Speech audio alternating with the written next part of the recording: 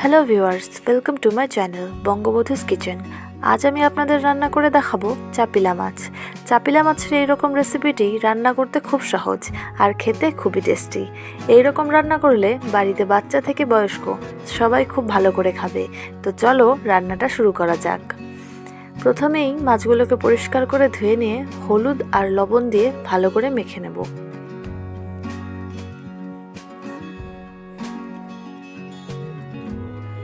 এবার মাছগুলোকে কড়াইতে দিয়ে দেব।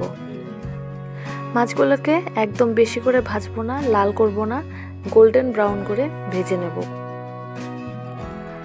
এবারে মাছ ভাজার ওই তেলের মধ্যে আরেকটু পরিমাণে তেল দিয়ে নেব। দুটো বড় মতন পেঁয়াজের কুচি করে পেঁয়াজগুলোকে দিয়ে দেব। একটুখানি ভেজে নেব। ভাজা হয়ে গেছে, এখন অ্যাড করে দেব কেটে রাখা আলুগুলি। আলুগুলোকেও একটু ভেজে নেব। এবার দিয়ে দেব লবণ আর হলুদ।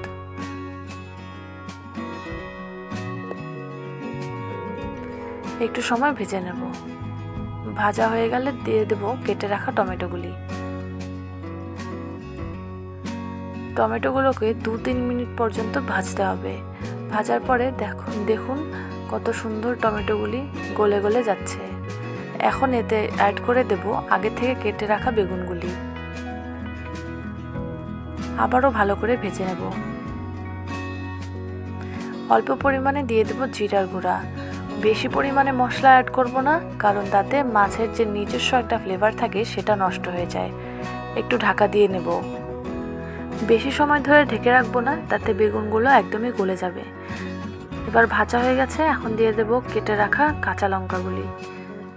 একটু নাড়াচাড়া করে অ্যাড করে দেব অল্প পরিমাণে চিনি। একটু চিনি দিলে ঝোলের টেস্টটা আরও একটু বেশি বৃদ্ধি পাবে, তবে এটা অপশনাল, আপনারা চাইলে নাও দিতে পারেন। এখন ভাজা হয়ে গেছে, অ্যাড করে দেব জল। বেগুন আর আলুগুলি ভাজার সময় মোটামুটি সিদ্ধ হয়ে গেছে, তাই বেশি পরিমাণে জল দেব না, অল্প পরিমাণে জল দিয়ে ভালো করে জাল করে নেব। এবার জাল উঠে গেলেই দিয়ে দেব মাছ ভাজাগুলি। মাছ ভাজাগুলো আগে থেকে দিয়ে দিলেই ঝোলের মধ্যে মাছের গন্ধটা খুব ভালো করে মিশে যাবে, তাতে খেতে ঝোলটা অনেক বেশি টেস্টি লাগবে। তো এখন হয়ে গেছে আমার ঝোলটা, এবার নামিয়ে নেব। তৈরি হয়ে গেছে আমার আলু বেগুন দিয়ে চাপিলা মাছের ঝোল। এইভাবে রেসিপিটা আপনারাও বাড়িতে ট্রাই করবেন, খুবই টেস্টি। যদি ভিডিওটি ভালো লেগে থাকে তাহলে ভিডিওটিতে প্লিজ একটি লাইক করবেন আর আমার চ্যানেলটিকে অবশ্যই সাবস্ক্রাইব করবেন।